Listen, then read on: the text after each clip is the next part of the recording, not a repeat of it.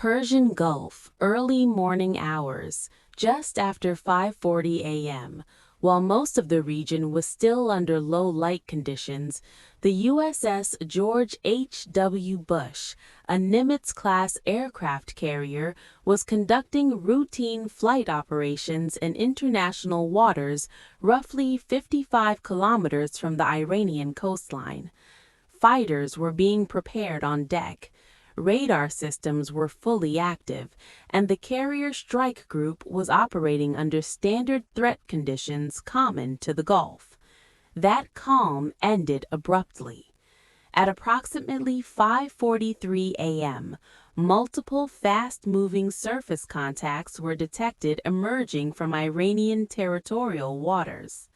Initial radar returns showed 12 high-speed assault boats traveling at extreme velocity, spread in a loose but deliberate formation. Electronic intelligence quickly confirmed the boats were not civilian.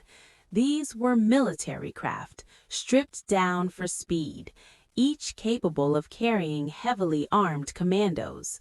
Within seconds, the carrier's Combat Information Center elevated the threat level. U.S. analysts watching the radar feeds immediately recognized the pattern. This was not harassment. This was not posturing. The speed, direction, and formation indicated a coordinated swarm attack, a tactic Iranian special forces had openly trained for and publicly showcased for years. Aboard the assault craft were an estimated 60 Iranian Naval Commandos equipped with light anti-armor weapons, explosives, and specialized boarding equipment.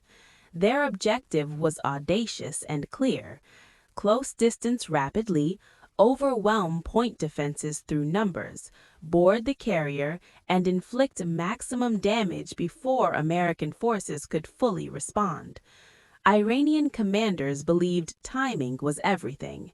They calculated that a daylight assault during flight operations would create confusion, force difficult engagement decisions, and allow at least some commandos to reach the hull. Their intelligence assessments assumed U.S. forces would hesitate to use lethal force immediately in international waters, buying precious seconds. What they did not factor in was just how fast the response would be. The moment the boats crossed a predefined threat boundary, the carrier strike group shifted from routine operations to full defensive posture. Alarms sounded throughout the ship. Marines assigned to internal and deck security sprinted to pre-planned firing positions. Close-in weapon systems rotated automatically toward the threat axis. Electronic warfare teams began jamming and monitoring Iranian communications in real time. Two F-18 Super Hornets already airborne were instantly redirected. Their orders were simple: identify, intimidate, and be prepared to neutralize. At 10 kilometers out, the Iranian boats continued accelerating, engines throwing plumes of white spray behind them. From the bridge and combat center, the approaching contacts filled tactical displays. Every second mattered now. At 7 kilometers, the Super Hornets arrived.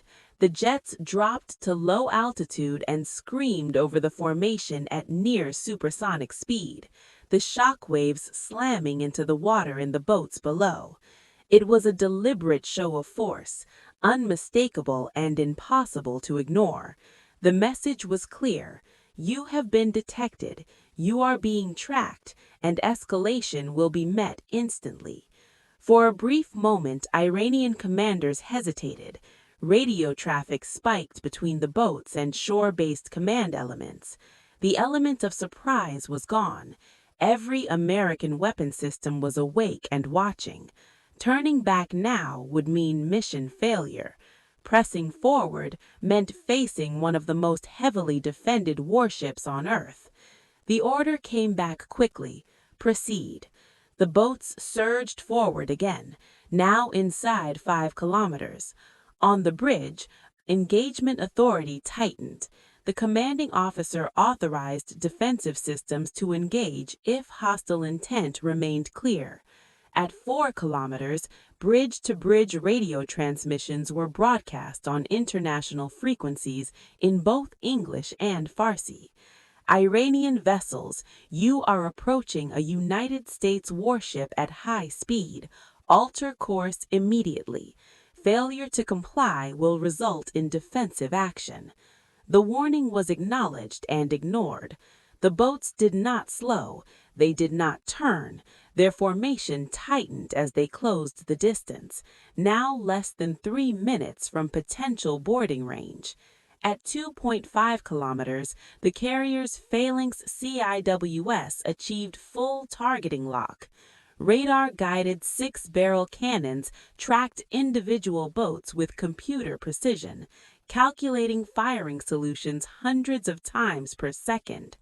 Marines on deck had visual contact now, weapons raised, fingers disciplined but ready. The situation had crossed from tense to critical. One final warning was issued. No response. At 1,800 meters, the order was given to fire warning shots. The CIWS opened up in controlled bursts, firing streams of 20-millimeter rounds into the water directly ahead of the lead boats.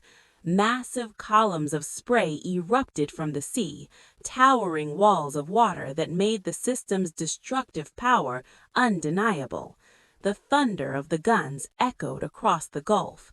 The effect was immediate. 7 of the boats broke formation almost instantly, veering hard to starboard and port, engines screaming as they fled at maximum speed back toward Iranian waters. Their commanders had made the calculation that survival now outweighed ideology. But 5 boats kept coming. Whether driven by orders, belief, or desperation, they continued their approach straight into the carrier's defensive envelope. At 1,200 meters, the engagement shifted. The CIWS transitioned from warning fire to direct disabling fire, targeting engines and hulls with surgical precision.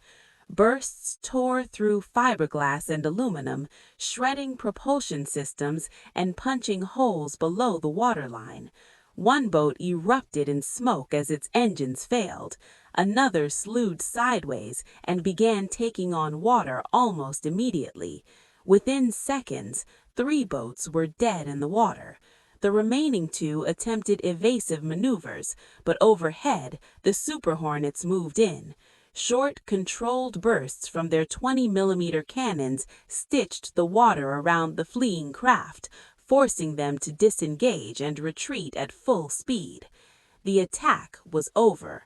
Less than 8 minutes after first contact, the threat had been neutralized. The disabled boats drifted helplessly, less than a kilometer from the carrier. Iranian commandos aboard them stood exposed, surrounded by American firepower from every direction.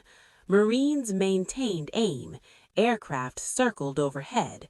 Destroyers from the escort screen moved in, weapons trained, boarding teams prepared. The carrier's commanding officer ordered communications established with the stranded boats. They were instructed to disarm, throw weapons overboard, and prepare to surrender under international maritime law. One by one, the commandos complied. U.S. boarding teams secured 31 Iranian personnel, provided immediate medical aid to the wounded, and transferred them to American vessels for detention and processing. No American sailors were injured. The carrier sustained no damage. Flight operations resumed within the hour. The boats that escaped were tracked continuously until they crossed back into Iranian territorial waters. No pursuit followed. The message had already been delivered. What was intended to be a dramatic demonstration of Iranian power had collapsed into a public and strategic failure. A high-risk assault against a U.S. aircraft carrier had been detected, countered, and shut down with overwhelming speed and precision. In the end, the balance of power in the Gulf was not altered, it was reaffirmed.